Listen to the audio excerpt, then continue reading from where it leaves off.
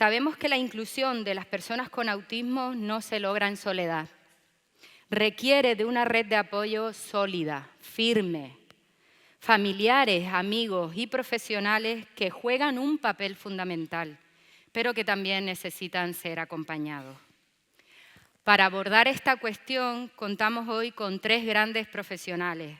Ruimán Tendero, Daniel López me acompañan en este escenario y Margarita Cañadas interviene desde Paraguay.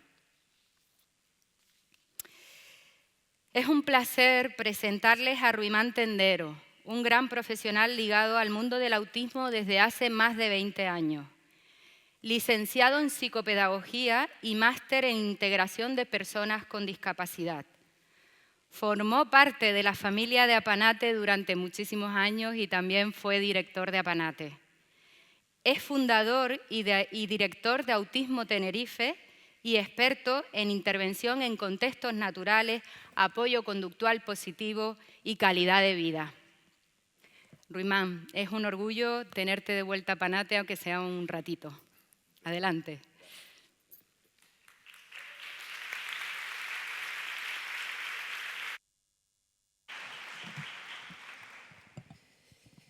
Bueno, tengo que comenzar diciendo que hoy es un día emocionante para mí.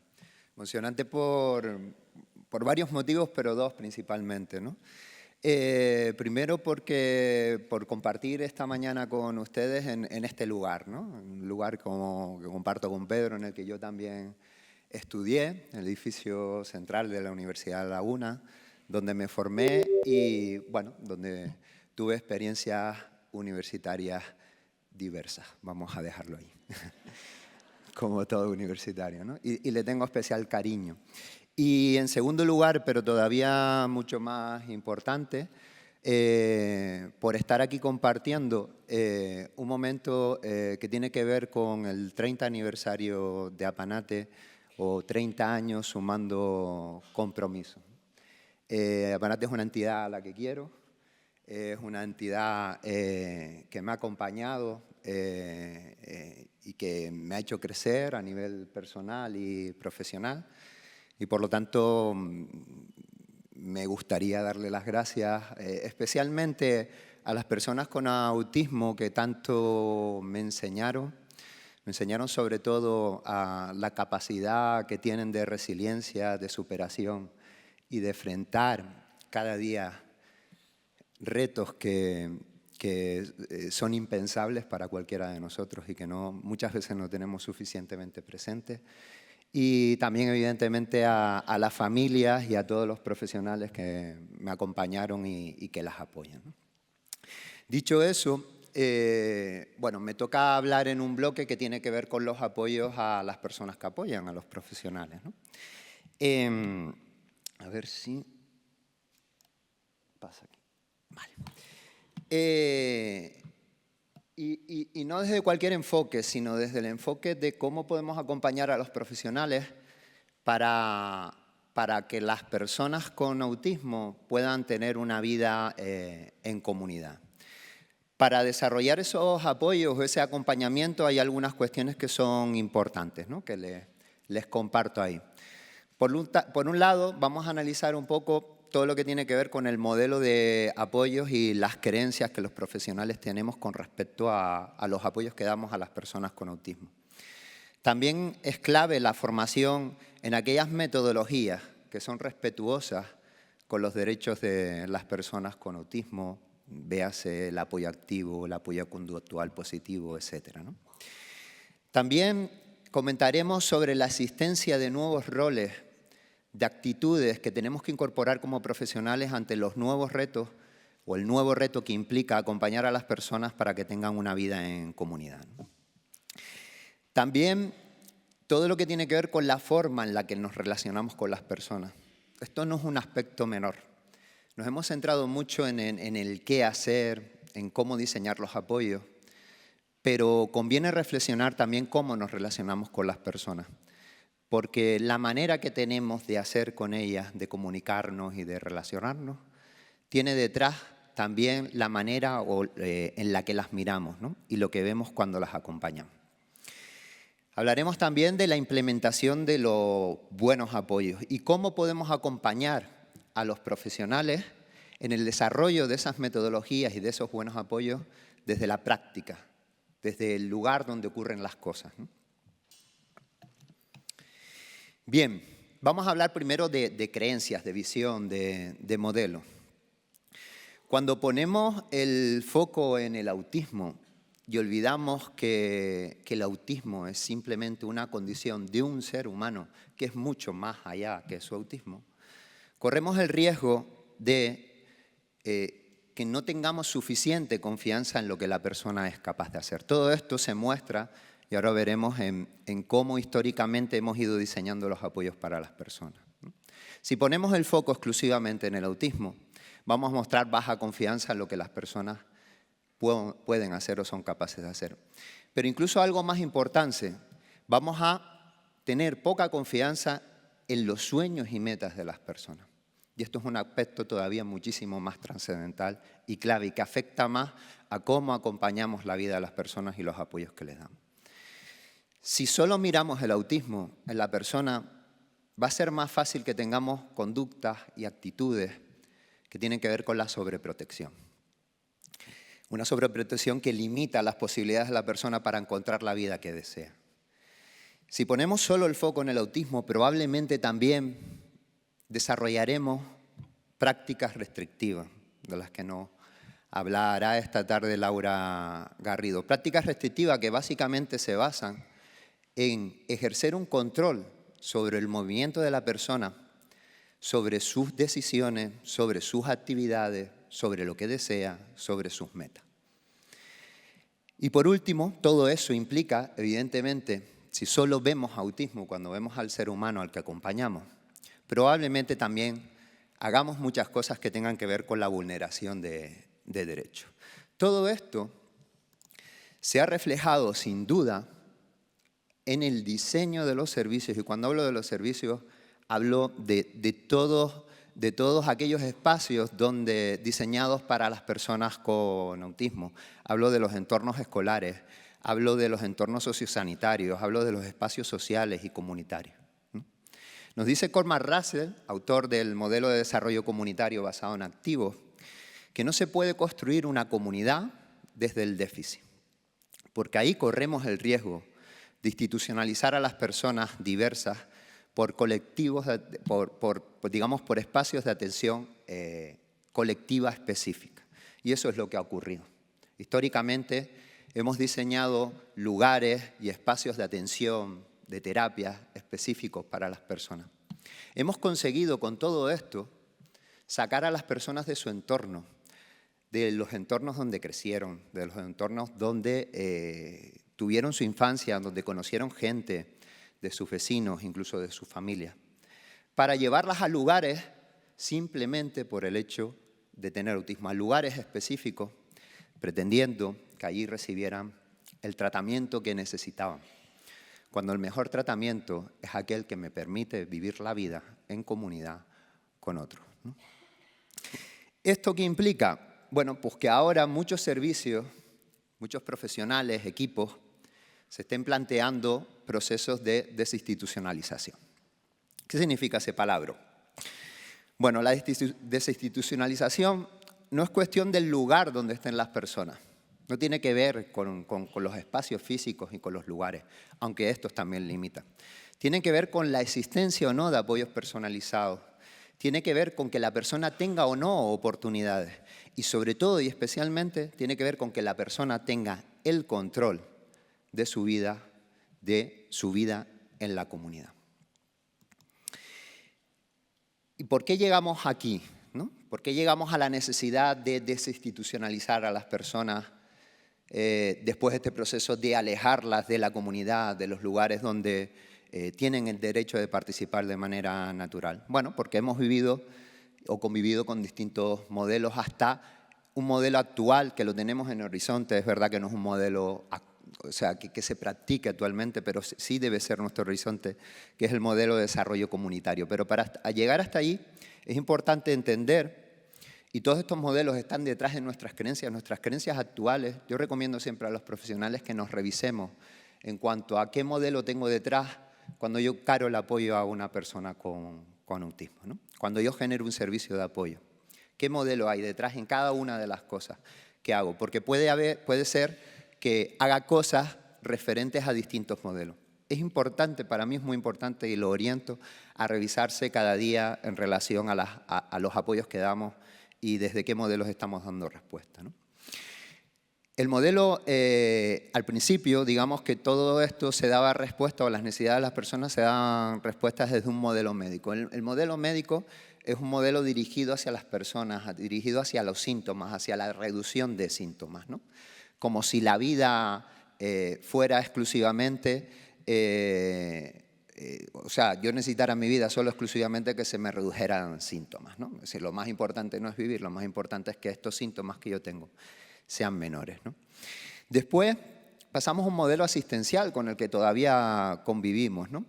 En donde especialmente destaca el control que tenemos todo el entorno, los profesionales, incluso las familias u otros entornos, sobre la vida de las personas, ¿no? Y nosotros hacemos las cosas para ellos.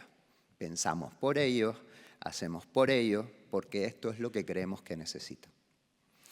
Después pasamos a un modelo que tiene que ver más con un componente social, en donde ya no hacemos tanto las cosas para ellos, sino las hacemos con ellos. Hacerlos con ellos, ¿qué implica? Pues que empezamos a darle espacios y apoyos para que puedan tener decisiones que le atañen a su vida, para que empecemos a utilizar metodologías como la planificación centrada a la persona, donde la persona, digamos, se sitúa en el centro y empieza a participar también de sus planes y de lo que necesita. Ese es un modelo con ellos, pero todavía resulta insuficiente. Un modelo que todavía estamos en desarrollo incluso, pero resulta insuficiente. ¿Por qué resulta insuficiente? Porque al final establece siempre la distinción entre ellos y nosotros, ¿no? Te doy protagonismo, te escucho para generar esto, pero tú eres esto y yo soy esto otro, ¿no? Sin embargo, el modelo de desarrollo comunitario implica que esto lo hacemos por todos. Porque una sociedad, a veces yo tengo dudas de utilizar el término inclusión, porque la inclusión en sí es un esfuerzo, es algo que no debería existir. Si nosotros tuviéramos una sociedad donde toda la diversidad, donde las fortalezas de cada uno tuvieran espacio, donde mis debilidades estuvieran también acompañadas con las fortalezas de otros y entre todos podamos construir comunidad, que es el objetivo final, la inclusión sería algo que no debería de existir, ¿no? Entonces, los modelos de desarrollo comunitario lo que nos dicen es que esto que hacemos, estos apoyos que damos, esta transformación social que intentamos, la hacemos para todos. Porque una sociedad más amable con la diversidad es una sociedad buena para todas las que estamos aquí hoy. Bien, ¿qué son los apoyos en contextos naturales o la vida en comunidad?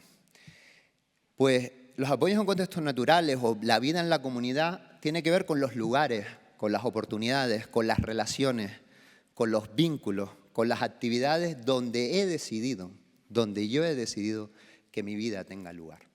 Y destaco lo de decidido porque de nuevo aparece el término control.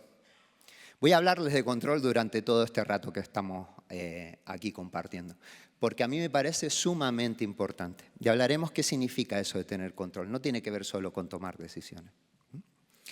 Y una institución, pues todo lo contrario, ¿no? Una institución es aquella donde se aplican prácticas restrictivas. ¿Qué son las prácticas restrictivas? Y repito, nos lo explicará Laura Garrido más extensamente esta tarde.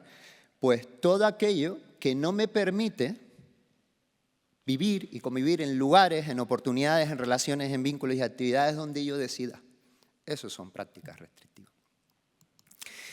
Bien, es importante también entender que desde la desinstitucionalización y en ese proceso nos cuenta nuestro querido Javier Tamarí, y a mí me parece sumamente interesante esto, que si se da el paso de una institución, por ejemplo, a un piso en comunidad, como se están desarrollando cada vez más modelos de servicios de plena inclusión con el proyecto Mi Casa, ¿no? donde estamos apoyando y acompañando a las personas para que vivan en lugares más incluidos en la comunidad y eso le abra el abanico de oportunidades que tienen para también tomar decisiones con respecto a su vida.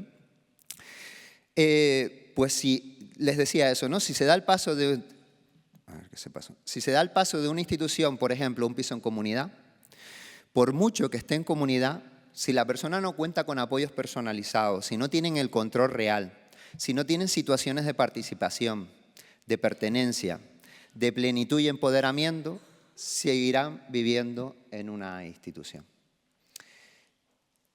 Es importante este aspecto porque muchas veces entendemos que alguien tiene vida en comunidad cuando simplemente está en comunidad, ¿no? Si yo cojo un grupo de personas con autismo, los reúno y decido que vamos a hacer una actividad en la comunidad, decido yo, ¿no? Que vamos a hacer una actividad de comunidad y que vamos a ir a un bar, ¿no? A tomar algo. Y cuando llegamos al bar que he elegido yo porque es el mejor que me viene, por la ruta, por el horario, por la cercanía, lo que sea, ¿no? Soy yo el que me comunico, interactúo con el camarero o camarera, ¿no? Soy yo el que les pido jugo o zumo de melocotón, que por lo visto tiene que haber un estudio dentro del autismo, que a las personas con autismo el zumo de melocotón es algo que les gusta mucho. Y después vuelvo diciendo, es que nosotros salimos mucho en comunidad, ¿no? Las personas hacen vida en comunidad con los apoyos que les damos. Tenemos el riesgo con este planteamiento, esa visión de lo que es vida en comunidad, de institucionalizar a las personas en comunidad. Porque vivir en comunidad no tiene que ver con los lugares, repito, no tiene que ver con los espacios o solo con ellos. Evidentemente hay lugares que son más limitantes, que me restringen más mi vida. Pero no tiene que ver con eso. Tiene que ver con tener control sobre mi vida, sobre tomar decisiones, participar activamente y sentirme también protagonista de mi vida. Y eso es lo que realmente deberemos acompañar. Bien, en ese proceso de transformación de los servicios profesionales, los que damos apoyo, ¿qué hoja de ruta a ocasiones podemos acometer o qué cuestiones comparto hoy con ustedes que me parecen claves? Es muy importante no solo preguntarse qué es lo que tenemos que hacer para que los servicios se vayan transformando hacia apoyos en comunidad para las personas, sino revisar lo que creemos. Hasta ahora hemos hablado de las creencias, esa visión centrada en el déficit, centrada en las dificultades asociadas en el autismo, esa visión de sobreprotección, de control, porque yo sé o me atrevo a expresar con lo que hago y los apoyos que doy a las personas que yo sé más sobre sus vidas que las propias personas. Esa falta de escucha, ¿no? a lo que las personas quieren y desean. Las tenemos en nuestras creencias.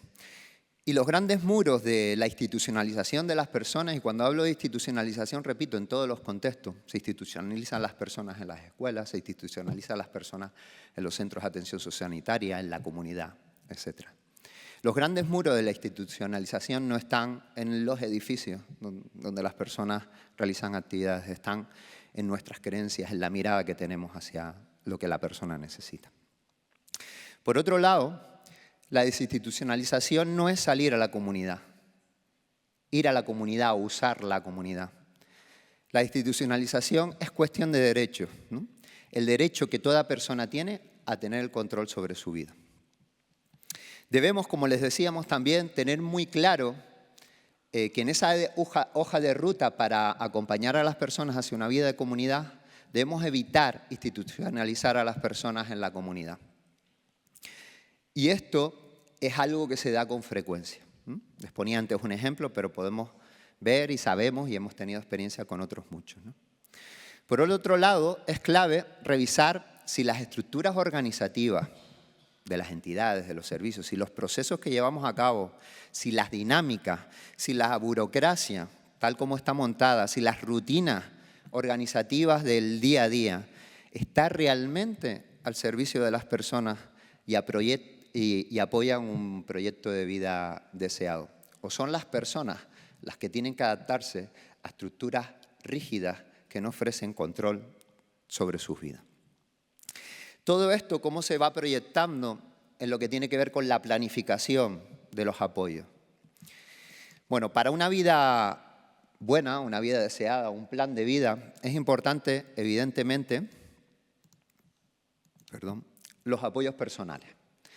Los apoyos personales que configuran, y en esto sí estamos más acostumbrados a diseñar pues, nuestros planes de apoyo dirigidos hacia las personas. Aquellos apoyos que las personas necesitan pues, para aprender, para desarrollar habilidades, para participar de actividades, etc., ¿no? Pero un plan de vida que solo tenga apoyos personales o un plan de apoyo es algo que se queda muy, muy, muy corto. Los planes de vida deben contener también objetivos y metas personales. Un plan de vida tiene sentido si esos apoyos están dirigidos hacia lo que yo quiero que mi vida esté, hacia lo que yo deseo, hacia los lugares, recuerden los lugares, las actividades, los vínculos, las relaciones donde yo quiero que mi vida tenga lugar. Pero aún así, y con esto, todavía nos faltan cosas. Es importante en ese sentido también planificar los apoyos que tenemos que dar a los contextos de participación de las personas. Nos hemos implicado mucho en esos apoyos que tenemos que dar a las personas, incluso escuchando sus metas y objetivos, pero nuestros apoyos han estado como muy dirigidos a las personas. Las hemos sometido siempre al esfuerzo, incluso con nuestros apoyos, de ser ellas las que tienen que afrontar el reto de participar en comunidad, perseguir sus metas y sus objetivos. Cuando los apoyos en el entorno son clave para permitir que esos entornos sean accesibles, que sean amables, que sean comprensibles, que se den de manera natural los apoyos que cualquier persona necesita en los contextos de participación. Por lo tanto, un plan de vida, un plan para las personas generado desde un servicio de apoyo debe contener estrategias y objetivos específicos que representen y describan los apoyos al contexto que vamos a dar para esta persona en particular. Y esto es algo que ya no empieza a aparecer tanto en los planes de apoyo. Los apoyos personales están, cada vez hemos ido incluyendo más las metas y objetivos personales, pero pocos planes tienen objetivos concretos, acciones concretas que se planifiquen para acompañar también a los contextos de participación de la persona. Y por último, y otro aspecto que tampoco se incluye tanto y es igualmente clave, son los apoyos que tienen que ver con la búsqueda y creación de oportunidades en los contextos. Y esto es un elemento clave. Los apoyos sin oportunidades es como una llama sin oxígeno. No tiene sentido. No tienen sentido los apoyos dirigidos, personalizados, pensados en funcionamiento cognitivo, en las necesidades motoras de la persona, etc. No tienen sentido. Si al final esos apoyos no me permiten aprovechar las oportunidades que la comunidad me ofrece para conducir mi vida hacia aquello que yo quiero que ocurra. Por lo tanto, también en los planes deberían haber acciones concretas que tengan que ver con qué vamos a hacer para generar oportunidades en el entorno. Las oportunidades en el entorno a veces se crean, se generan. Evidentemente, solo esto se puede hacer participando de los entornos. Se crean, se generan, a veces se aprovechan porque ya están y no las estamos aprovechando, ¿no? Y a veces están, pero requieren de algún tipo de apoyo para que esa oportunidad sea más amable o más cercana a lo que la persona necesita y desea. Bien, hay una serie de cosas que son importantes y que son condiciones para tener una vida en comunidad. Por un lado, presencia. Las comunidades y las personas con autismo necesitan la presencia de las personas con autismo en la comunidad. Están en los lugares donde las cosas suceden en la comunidad, saliendo de los espacios segregados. Esto evidentemente no es suficiente, pero la simple presencia de las personas en la comunidad genera un cambio, genera impacto en la comunidad. Se hacen visibles, aprendemos de ellas y eso solo pasa por estar. Evidentemente, estando no es suficiente, tiene que apoyarse la interacción, ¿no? Tiene que apoyarse la interacción libre en aquellos espacios deseados que en los que la persona quiere estar y participar, y en una interacción que me permita relacionarme con otras personas, ¿no? Ir a un lugar, estar, usarlo e irme, ¿no? Evidentemente cumple con la parte de presencia muy cortita, temporal, pero no cumple con la parte de establecer interacciones y vínculos significativos. Y para eso hace falta tiempo. No podemos usar la comunidad en situaciones puntuales. La comunidad hay que vivirla como cualquiera de nosotros cuando hemos vivido, ¿no? Nuestras relaciones y vínculos han surgido con personas con las que hemos compartido tiempo en una actividad que nos gusta, en un lugar como este formándonos, etc. Las personas necesitan tiempo en la comunidad. Y otro aspecto muy importante tiene que ver con los retos compartidos. Para una vida en comunidad es clave que las personas con autismo compartan retos con otras personas, compartan proyectos y objetivos. Metiéndonos ya en la parte que implica este cambio, esta transformación con respecto a los apoyos en relación a las actitudes, a los roles y a las funciones profesionales, destacar simplemente algunas de ellas que a mí me parecen como clave. El tema de la flexibilidad. Para acompañar a las personas en vida en comunidad, los profesionales tenemos que tener un componente alto de flexibilidad, ¿no? Es decir, no podemos someter los deseos de las personas a los horarios de un servicio, una estructura rígida. Necesitamos acompañar a las personas en aquellos momentos, en aquellos lugares, donde aquello que desea, donde aquella actividad que desea participar esté sucediendo en ese momento, ¿no? Por otro lado, tenemos que cambiar también la autoimagen que tenemos de nosotros, ¿no? Comentaba Pedro antes, ¿no? Como se hablaba antes más de terapia y ahora de apoyos, ¿no? Y nosotros, incluso yo iría más allá, es decir, más que exclusivamente los apoyos, cómo acompañamos la vida de las personas. Evidentemente lo tenemos que hacer con apoyos, pero no solo con apoyos, sino generando oportunidades en el contexto, apoyando también a los contextos de participación de la persona, no solo a la persona. Por lo tanto, tenemos que huir de esa imagen que socialmente y los modelos anteriores nos traían del profesional del terapeuta experto. Las personas con autismo necesitan terapia experta, por eso hemos construido espacios segregados, ¿no? Las personas lo que necesitan es profesionales muy bien formados. Ojo, porque esto es importante. Acompañar a la vida de las personas es un reto infinitamente mayor que hacer terapia con las personas, que exige muchísimas más competencias, que exige unas actitudes que distan mucho de lo que se defienden desde modelos más clásicos, ¿no? Tender a ser prescindible, esto es una cuestión clave, ¿no? A veces nos enganchamos en los apoyos a las personas porque hay una parte, en algunos casos consciente y en otras subconsciente, por decirlo de alguna manera, que nos hace sentir a los profesionales como importantes, ¿no? Es decir, si las personas nos dejan de necesitar, ¿cuál es nuestro trabajo? Pues que las personas nos dejen de necesitar es el éxito de nuestro trabajo. Es decir, si suceden cosas como, por ejemplo, ¿no? Esto es muy típico, una familia, un contexto, es que cuando tú no estás, la persona está peor, la persona no tiene tanta iniciativa, no responde un poco a la comunicación con nosotros cuando tú no estás. Sin embargo, cuando tú estás, la persona cambia mágicamente, ¿no? Ese es el mayor fracaso que podemos tener como profesionales. Aunque nos parezca un elogio, ¿no? Muchas veces vivimos esto como un elogio. Oye, qué buen profesional soy yo, que consigo que la persona conmigo haga estas cosas, ¿no? Sin embargo, a la familia, a otra gente no lo consigue. Vivamos eso como un fracaso, porque nosotros estamos para acompañar, para que la persona tenga la vida que quiere con su familia, que la familia también se sienta acompañada en cuanto a la autonomía que tiene en la relación con su familiar. Todo lo demás es fracaso. Tenemos que ser también, en nuestro nuevo rol, facilitador de conexiones. Tenemos que generar en esos espacios compartidos, en esa comunidad, las oportunidades para que las personas establezcan relaciones con otras personas, ¿no? Y ambas partes salgan enriquecidas. Tenemos que tener proactividad, iniciativa, tenemos que animar a la participación.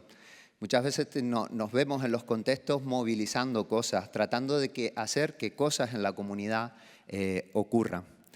Por otro lado, y a mí me parece una actitud fundamental y un valor fundamental que tenemos que incorporar sí o sí a nuestra actividad profesional, es la humildad.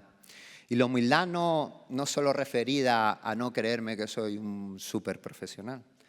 La humildad para mí tiene que ver especialmente con la confianza que depositamos en lo que las personas y sus familias son capaces de hacer. La humildad se refleja en la confianza que depositamos en lo que quieren conseguir, en cuáles son sus metas y sus objetivos. Para mí esa es la máxima representación de la humildad que podemos tener como profesionales. Y en último lugar, habría muchas más, ¿no? Pero por destacar algunas, la empatía. La empatía no solo bajo el concepto clásico de ponerme en el lugar del otro. La empatía de dar valor, dar importancia, hacer significativo aquello que las personas piensan, sienten y quieren. Eso es realmente la empatía. No se trata solo de ponerme en su lugar, y yo creo que se sentiría así. Tiene que ver con aquello que sienten, aquello que expresan, aquello que comentan, aquello que quieren, yo le dé valor en ese acompañamiento. Eso es la empatía. Bien, voy a hablarles del control ya casi para finalizar. He estado hablando de control constantemente, pero el control es algo sumamente importante para el ser humano. Todas nosotras necesitamos tener control sobre nuestras vidas. Y cuando no tenemos control sobre nuestras vidas es cuando realmente lo pasamos peor. Cuando puede aparecer el estrés, la ansiedad. Cuando nos afecta en aquello, en esa dimensión de calidad de vida que nos presentaba Pedro antes, que tiene que ver con el bienestar emocional. Al final, el bienestar emocional, ¿de dónde nace? De tener control sobre mi vida. Y tener control sobre mi vida es algo humano. ¿Cuántas de ustedes, levanten la mano, por favor, los voy a hacer participar solo este ratito. ¿Cuántas de ustedes han sentido en alguna actividad, en alguna situación, en algún contexto concreto, que han perdido el control sobre su vida? ¿No? Todos, todas. Es humano perder el control sobre. A veces esa falta de control dura un ratito, a veces mucho más. ¿Vale? Pero eso nos genera ansiedad. Necesitamos constantemente volver a encontrar el control.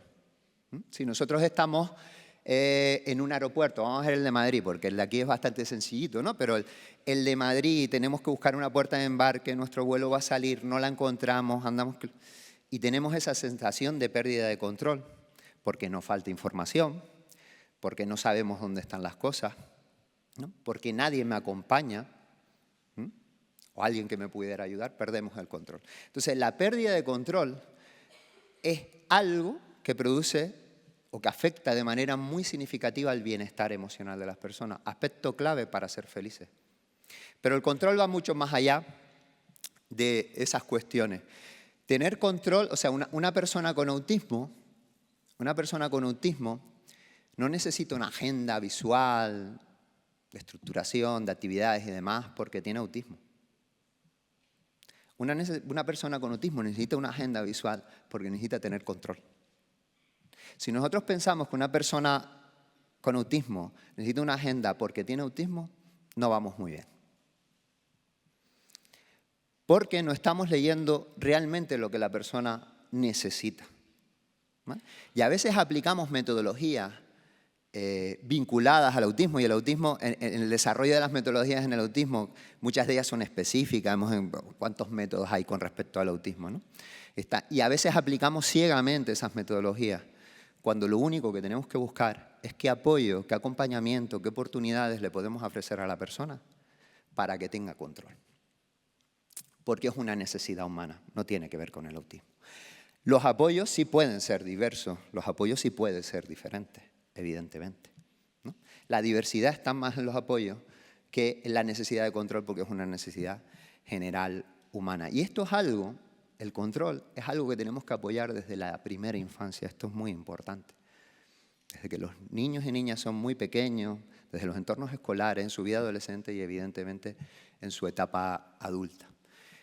Es muy importante porque, miren, ahora hablando de desinstitucionalización, ¿no? Y con todo el proyecto que Plena Inclusión ha desarrollado en relación a mi casa, se está dando la circunstancia de que personas que antes estaban institucionalizadas ahora están pasando a lugares y contextos de participación y de vida en comunidad. Y se está desarrollando en algunos contextos, en algunas situaciones, de manera cada vez más frecuente, la perversa narrativa de que determinadas personas, cuando hemos intentado incluirlas en la comunidad, están mucho peor. Que lo de participar en la comunidad es algo para bueno, un determinado grupo de personas con discapacidad o con autismo, que tienen una serie de condiciones. Porque cuando la experiencia que tienen los profesionales, o están teniendo algunos profesionales en ese pase de la institucionalización a la vida de comunidad, es que las personas están peor, que afecta a su bienestar emocional. O contra, no van a afectar. O sea, ¿qué experiencia vital tengo yo a lo largo de toda mi vida desde la infancia? Si yo desde mi infancia convivo en contextos segregados, con pocas oportunidades, con baja relación con mis iguales, donde no me enfrento a los retos con apoyos que implica también pues, aprender a vivir en comunidad. Pretendemos que ahora alguien de 40 años que ha estado institucionalizado toda una vida llegue a la comunidad y como la comunidad es lo mejor para las personas, que lo es y ahora lo defenderé, la persona alegremente se integre o participe sin que los entornos comunitarios le generen estrés, ansiedad. Todo eso producido evidentemente por la falta de apoyo.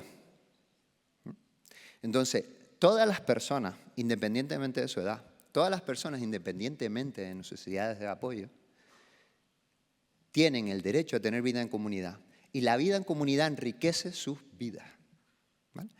Ahora bien, tenemos que acompañarla. No podemos pretender que una persona que desde niño nunca ha tenido control sobre su vida, ahora tenga control sobre su vida en comunidad.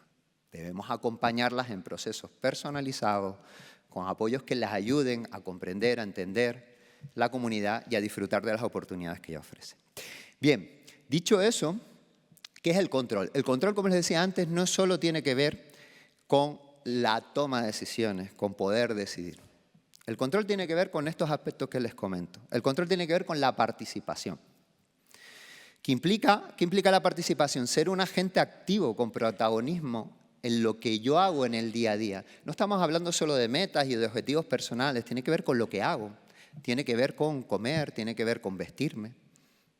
Tener una influencia activa, incluso en personas con grandes necesidades de apoyo, a través de metodologías como por ejemplo el apoyo activo, que consiguen hacer que la persona participe con los apoyos que precisa en cada una de sus actividades de la vida diaria, genera una implicación de la persona con lo que hace, y eso es control. Eso es control.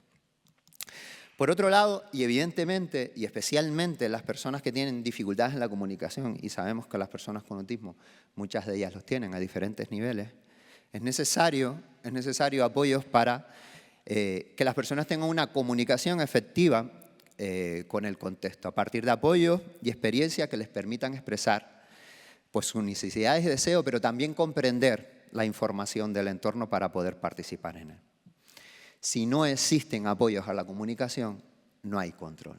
Y todas sabemos las carencias que muchas veces tienen las personas con autismo en muchos entornos ante la falta de apoyos para la comunicación, para comprender, comunicar y la falta de desarrollo, por ejemplo, en personas con más necesidad de apoyos de sistemas alternativos y aumentativos de comunicación. Sin comunicación no hay control. La toma de decisiones, por supuesto, no hay control si yo no puedo tomar decisiones en mi vida. Si no puedo ejercer un control sobre lo que quiero, lo que deseo en los distintos momentos. No hay control tampoco si en mi vida, si en lo que hago, si en las actividades que realizo, no están representados mis intereses, mis gustos y mis preferencias. Si yo hago actividades o tengo una vida que no me gusta, no puedo tener control sobre ella. Por otro lado, las relaciones. Hablaba antes de la importancia que tienen las relaciones que establecemos con las personas, ¿no? Deben de estar basadas en la horizontalidad, ¿no? Y en la corresponsabilidad, en ese acompañamiento que debemos hacer en su vida, ¿no? La manera en la que yo me relaciono puede estar generando control por parte mía de la situación o control por parte de la persona. Debemos cuidar muchísimo la forma en la que comunicamos y nos relacionamos con las personas. No tiene que ver solo con lo que hacemos, sino también con cómo nos relacionamos. El control también tiene que ver con los entornos físicos. Entornos físicos que deben ser accesibles, amables, comprensibles, porque solo ahí la persona puede participar, lo que hablábamos antes. Si tú enfrentas un entorno que que no comprendo, que no sé lo que tengo que hacer, que no sé cuánto tiempo tengo que estar aquí, que no sé cuál es mi función aquí, que no sé dónde están los límites, es muy difícil que yo pueda participar. Es muy difícil que yo pueda tener control sobre la situación. Tener control también es tener vida en comunidad. ¿Y por qué es tener vida en comunidad? La comunidad es el lugar más amplio de oportunidades. Conforme nos alejamos, voy terminando, sí, perdón. Estoy terminando de verdad. Conforme nos alejamos de las comunidades hacia espacios más segregados, nuestras oportunidades se van reduciendo. No puede haber control sin oportunidades. Yo no puedo tener control sobre hacia dónde quiero dirigir mi vida si tengo dos opciones. Si yo tengo opciones muy diversas, muy amplias, podré tener mayor control sobre mi vida para poder dirigirla hacia donde yo quiero. Y la comunidad es el lugar, la comunidad es el espacio donde están todas las oportunidades, al margen de que las personas necesiten que las acompañemos con apoyo. Por lo tanto, no hay control sin vida en comunidad. Y por último, contribución. Tampoco hay control si no solo acompañamos a las personas para que tengan vida en comunidad en base a lo que necesiten y desean, sino también acompañamos a las personas para aquello que ellas puedan decidir aportar a la comunidad desde su fortaleza. Eso es también tener control. Control tiene que ver con lo que cada uno con sus fortalezas puede aportar a la vida de los demás.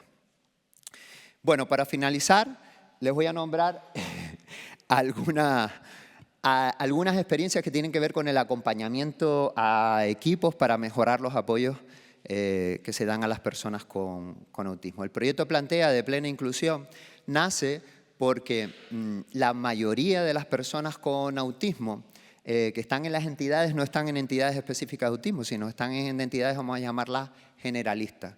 Esas entidades generalmente han tenido menos recorrido y formación en los ámbitos de atención a las personas con autismo. Y el Plantea viene a dar respuesta a través de un acompañamiento profesional y una evaluación que se realiza a través de esta herramienta de distintas áreas que permiten hacer un plan de mejora de los apoyos que las entidades dan a las personas con autismo.